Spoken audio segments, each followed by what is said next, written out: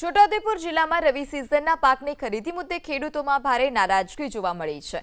મકાઈ, જુવાર અને બાજરીનો પાક તૈયાર હોવા છતાં સરકારે હજી સુધી ટેકાના ભાવે ખરીદી શરૂ નથી કરી। પુરવઠા વિભાગમાં બારદાનની અછત અને ગાંધીનગરથી મંજૂરી ન મળવાનું કારણ આપવામાં આવ્યું। તો બીજી તરફ આર્થિક સંકટ અને માવઠાની ભીતિ વચ્ચે ખેડૂતો હવે મજબૂરીના ખાનગી વેપારીઓ પાસે સસ્તા ભાવે તેમની જણસ વેચવા મજબૂર છે। ખેડૂતોનો આરોપ છે કે ખાનગી વેપારીઓ તેમની મજબૂરીનો ફાયદો ઉઠાવી સસ્તામાં માલ ખરીદે છે।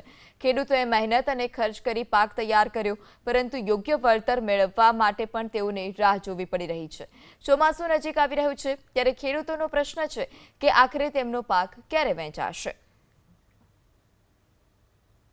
બહાર વેચવા જઈએ તો વેપારીઓ એનો મન ફાવે તેમ ભાવ આપે છે ને સરકારશ્રીએ સારો ભાવ આલે એવી અમે આશા રાખીએ છીએ ને બધું સરકારશ્રીએ લે તો બહુ સારું રહે। અમને તુવર છે, ડાંગર, આપણે બાજરી છે, મકાઈ છે, ખૂબ પ્રમાણમાં વર્તમાનમાં વધારે વાવેતર છે, તો બધા બાસકા બધા મૂકીને બેઠા છે, તો વહેલા તકે પૂર્ણ કરે, વહેલા તકે ખરીદે એવી અમે આશા રાખીએ છીએ। સરકાર વર્ષ સાલની દ્રષ્ટિએ વહેલી તકે ખરીદી કરે। આ વર્ષે ખૂબ લેટ છે, એના કારણે ખેડૂતોને ખૂબ તકલીફ નુકસાન થાય છે।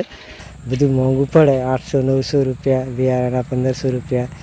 એક ભાવની મકાઈ અમે પકવીને પાછું આ લે તો એનો ભાવ પૂરો મળતો નથી। બજારમાં 200-250 રૂપિયા આપે, એકાના ભાવમાં કંઈ 400-450 કંઈ કર્યા ને તે બહુ સારું। સરકાર ખરીદી કરે તો બહુ સારું। રજીસ્ટ્રેશન કરવામાં આવેલા છે જે ખૂબ જ બહોળા પ્રમાણમાં થયેલ છે, એટલે આપણે થોડુંક લેટ તો થશે પણ તમામ ખેડૂતોને આવરી લેવામાં આવશે એવો પૂરેપૂરો પ્રયત્ન કરવામાં આવશે।